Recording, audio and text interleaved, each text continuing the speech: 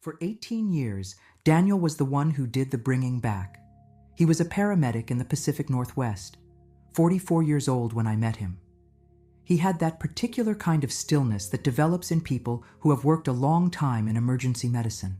Not calm exactly, but economical. He didn't spend words or energy on things that didn't need them. He drank his coffee black. He spoke the way experienced medics speak, measured, precise, with the specific efficiency of someone who has learned to calibrate information to what a situation can actually hold. He had been agnostic for most of his adult life, not hostile to the question of what happens after death, simply not interested in debating it. He had seen enough to know that he didn't know. He also knew what the defibrillator protocol was for a refractory ventricular fibrillation with downtime under 5 minutes, and he found that considerably more useful on any given Tuesday. Here's what I need you to understand about a paramedic 18 years in. He has watched the boundary between alive and not alive more times than most people encounter in a lifetime. He has pushed on chests, opened airways, run drugs through IVs in the back of moving vehicles in the dark. He has assessed patients at a glance and calculated odds in real time and kept working when the odds were bad. He has, by his own estimate, been part of successfully resuscitating something over 200 people. He had a very specific understanding of cardiac arrest from one side of it. On a Tuesday morning in March of 2022, he got a view from the other. The call was a routine cardiac in a residential neighborhood, a 63-year-old man, unresponsive in his driveway. His partner that day was a younger paramedic named Ryan, 3 years on the service. Ryan drove. Daniel went around to attend in the back. They were 90 seconds from the scene when Daniel felt it. He described the sensation the way someone describes recognizing something they've seen before from the other direction. A flutter in the chest, a brief gap in the sequence that should have been there. He thought, that's wrong. He had time to put one hand on the interior wall of the rig. That was as far as he got. What they reconstructed afterward, Daniel had an undiagnosed long QT syndrome, a congenital repolarization abnormality that in 18 years of hard physical work had never produced a symptomatic episode. Under the specific combination of a high adrenaline call, a cold morning, and the autonomic activation of an active dispatch, it did. His heart went into ventricular fibrillation in the back of his own ambulance. Ryan pulled over. He called dispatch. He pulled the AED from its mount. It was in the secondary position that morning, relocated for a calibration check, and ran the sequence. First shock at approximately 90 seconds, no conversion. Second shock, no conversion. Third shock at just under 4 minutes. Rhythm returned. Daniel was transported to the ER by a second crew, with Ryan riding in the back running the same protocols Daniel had run on hundreds of patients. He woke up in the ICU the following morning. The first coherent thing he said was not his name, not where he was, not what happened. He looked at Ryan, who had stayed through the night, and asked whether he had called it in as an unresponsive crew member. The exact phrase, "Did you say unresponsive crew member?" Ryan confirmed it. Those were his exact words to dispatch. Non-standard terminology, something he'd said instinctively rather than by protocol, in the moment of shock at finding his partner on the floor. Daniel had been unconscious on the floor of the ambulance when that call was made. He also knew the AED had been in the secondary mount position. He described it before anyone mentioned it. That detail wasn't in any debrief. It wasn't something Ryan would have thought to say. 2 crew members from the morning shift independently confirmed the relocation when asked about it weeks later. Let me tell you what happened in those 4 minutes. Daniel described the separation the way he described everything, methodically, with attention to sequence and physical specifics. He was above himself. He could see Ryan kneeling. He could see the interior of the rig with the precision of someone who has spent 18 years inside that particular space and knows it the way you know a room in your own house in the dark. What surprised him was not the separation itself. What surprised him was the quality of what he was seeing. He had attended more cardiac arrests than he could count. He knew what the monitors showed. He understood what hypoxia did to perceptual processing, the progressive distortion, the narrowing, the descent into noise. He had a clinical framework for what should be happening to his brain in those moments. The framework was clear. What he experienced was the precise opposite of it. He told me, the more that stopped, the more I could see. He felt the transition rather than observed it, not movement through space, but a shift in condition. The way you become aware that the quality of light in a room has changed without being able to identify the moment it changed. The rig, the street, the Tuesday morning. And then somewhere that had no counterpart in 18 years of calls. Not dark, not bright in the way you shield your eyes. A warmth that had nothing to do with temperature. He used the word present, not as in time, but as in the quality of being fully received. He said it twice across our conversations, both times with the slight frustration of someone reaching for language that doesn't quite fit. Present. And then his mother was there. Her name was Frances. She had died when Daniel was 16 years old, a subarachnoid hemorrhage, sudden, on a Thursday evening in November. She had been 42. He had spent 28 years carrying the specific weight of grief that gets quieter with time, but doesn't actually get smaller.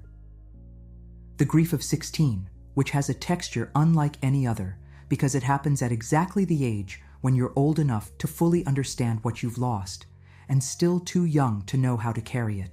She didn't look 42. She looked younger, the way he remembered her from when he was 10 or 11, before the migraines started.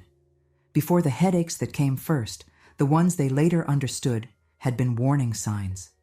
Her face was completely mobile. She was entirely herself. He told me he didn't need to ask if she was all right. He knew immediately, with a certainty he had never felt about anything in 18 years of clinical practice. There was no question to ask. The answer was already present the way she was present. She was fine. He said those two words to me the way you say something that took a long time to become sayable. A long pause before them. And then simply, she was fine. He had not known that. He had spent 28 years without knowing it. And then for whatever those 4 minutes were, he knew. The communication between them was not verbal. He was careful and consistent about this across every conversation we had. It was direct. She showed him something. And what she showed him was not what he expected. She didn't show him the saves, the dramatic resuscitations, the times the rhythm came back and the family cried in the waiting room. Those were present somewhere in the review. He knew his career was there. But they didn't have the weight. What had weight were the moments when there was nothing left to do medically. And Daniel had simply been there. He told me about a call from 7 years earlier. An elderly man named William found collapsed in a hallway, Glasgow coma scale of 3 on arrival, a massive hemorrhagic stroke. There was nothing to do except manage comfort and transport. In the back of the rig, Daniel had talked to him. He didn't know if William could hear him. He talked anyway, about small things, the ordinary things. The man's wallet had come open when they checked his ID, and there was a photograph visible. A woman in a garden. Daniel talked about the garden. He talked about the woman. He talked until they arrived. William died at the hospital. Daniel had never thought about that call again. He had made no note of it. He had carried nothing from it forward. In the review, it had more weight than almost anything else in 18 years. Not because of what Daniel did, because of what it meant to William in that specific moment. What those few minutes of ordinary human presence had meant to a man who was alone and afraid in the back of an ambulance, going somewhere he didn't know. Daniel had not known he was giving anything. He had simply stayed present when the medicine had run out. He saw other moments too, the ones he would have predicted to see, but from directions he hadn't expected. Not indictment, recognition. The quality of being completely known by something that had apparently always known him, and that was showing him what his work had actually been, which was not what the metrics said it was. Then Francis communicated the thing he still has trouble putting into words. Not that it was beautiful there, though he says it was. Not that he was safe, though he understood that completely. Something about the arrangement, that this was always where she was, that this had always been the arrangement, not loss, not ending, but a different kind of distance, and that the distance was not what he had thought it was. He came back. He doesn't have a complete account of the mechanism, only that the pull became specific rather than general. His daughter was 9 years old. Her name was Ellie. He came back for the specificity of that, the same way you make a decision before you know you've made it. Frances let him go. He understood she would be there. Jeffrey Long is a physician who founded the Near-Death Experience Research Foundation in 1998. His database contains over 5,000 verified accounts in more than 30 languages, the largest collection of near-death reports systematically assembled. One of the most consistent findings across that database is the encounter with a deceased relative or loved one. Not just in American accounts, but across cultures with radically different frameworks for what the afterlife is supposed to contain. The figure at the center of the NDE is almost always someone the experiencer loved, and they are almost always described as appearing healthy, whole, mobile, themselves in the way they were before whatever took them, before the disease, before the years. Daniel's mother at 38, before the headaches. Families I've sat with at bedsides, describing husbands restored before Parkinson's had its way, or mothers returned before the cancer changed their faces. The pattern is the same in thousands of accounts across 30 languages. Penny Sartori spent 5 years conducting a prospective study of near-death experiences in an ICU in Wales. Not retrospective, not anecdotal, but prospective, with control groups and consistent protocols specifically designed to test out-of-body accounts.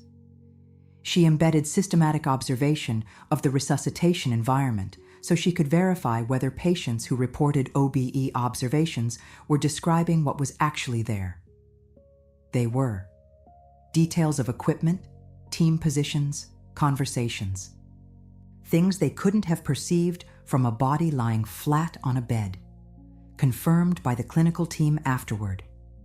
What Ryan confirmed about the AED position and the specific phrase he used to dispatch is in that category. The kind of detail that has no mechanism inside the framework I was trained to use. I need to tell you something about why this particular case has stayed with me. I carried a question for a long time. Under 22 years of ICU work, under everything I learned after my own surgery in 2019, under all the accounts I've gathered since. A specific question, not the general one. The general question, is there something after death? I found my answer to that. The hard way, in an operating room, listening to an anesthesiologist say words I repeated back to him when I woke up. I don't carry that one anymore. The question I still carried was more particular. When it's my turn, not abstractly, but specifically, will there be anyone who knows me? Anyone I belong to? My own mother died before I finished nursing school. She was 51, a stroke on a Sunday morning in November. I was 23 and I had not yet learned to be fluent in the thing I was training to do, which is sit with people while they go somewhere you can't follow. I learned it for 22 years after that. But the question stayed. She was the first thing he saw. He said it without pause when I asked him directly. 28 years of not knowing whether she was anywhere, whether she was all right, whether there was any remaining arrangement between them.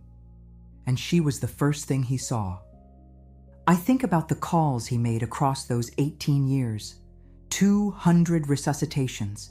200 times he put his hands on someone's chest and fought the direction, away from wherever his mother had gone when he was 16, away from wherever every one of his patients was trying to go.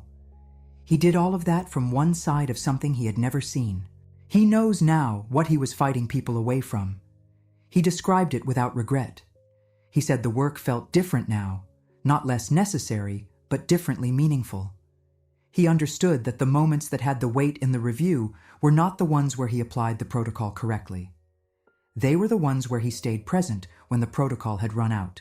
He told me that William, the man in the hallway, the garden photograph, the ordinary conversation in the back of the rig, He thinks about William now. He didn't know what he gave him.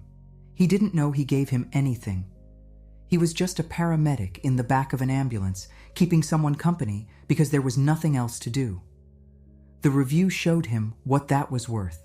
If you've lost someone, if there's someone who went somewhere before you, and the question you carry isn't the general one, but the specific one, the one about whether they are anywhere, whether they are all right, whether the arrangement between you continues in some form you can't yet see.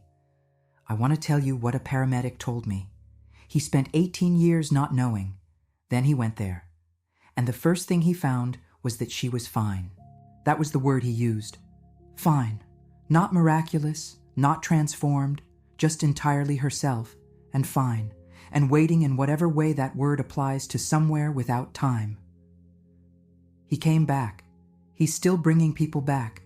He said the work is the same and completely different, which is exactly what that kind of knowing does. I don't have a framework that closes around all of it cleanly, but I know what it looked like when he tried to describe his mother's face. And I know what it looked like when he said she was fine. That look is its own kind of evidence, the kind that doesn't fit on a scale and doesn't need to.